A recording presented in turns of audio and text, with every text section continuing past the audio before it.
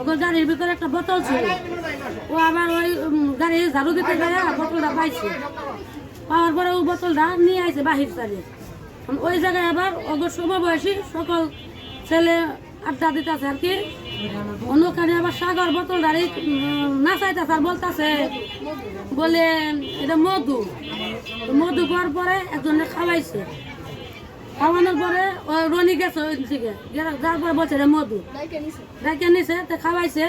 মানে এটা না খাওয়াইলে ও খায় নাই, কিন্তু ওকে দুজনে খাওয়াইছে। আমি বাসার ভিতরে আমার জন্য ওই যে রনি যে আমার বাচ্চা যারা পরে দিয়ে পাঠাইছিল ওই যে সাগর, বোতলের মধ্যে প্রায় হাফ ইঞ্চি একটু বেশি হবে, হাফ লিটার বোতলে হাফ ইঞ্চি একটু বেশি হবে পানির পদার্থ নিয়ে ঢুকছে। আমি গ্লাস হাতে নিয়ে বাইরেছি ঘুম থেকে উঠা, তো নিয়ে বলতেছে কাকা এটা নেওয়া। আমি কি এটা?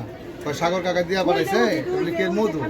আচ্ছা, আমি ব্রাশ টাশ করে আইসা মুখের মধ্যে নিয়ে আমি 10-12 ফোঁটা নিয়ে আমি মুখে দিছি, দেওয়ানোর পরে দিয়ে মানে মুখে একটা তৈলাক্ত ভাব আইছে। তৈলাক্ত ভাব আসার পরে আমি গিলা ফেলাইছি, গিলা ফেলানোর পরে দেখলাম যে মানে হালকা জ্বালা পোড়া করছে। পরে বললাম তো না এটা মধু না তো। পরে আমার চাচার যে সম্বন্ধের ছেলে আছে একটা, নাম হলো একরাম, তো ও আবার আমি গেটের কাছে মানে আসতেছি, পরে ও একরাম বলছে কি ভাই খাইছ? আমি বলি না, কি এটা? বলি মধু। না তুমি না খেলে আমার দেও।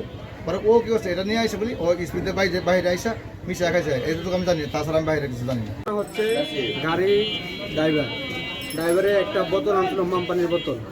ওই জিনিসটা আবার গাড়ির মহাজনও দেখছে, বলছে এই জিনিসটা কি, তুমি এটা ধরো না, এটা শুইও না।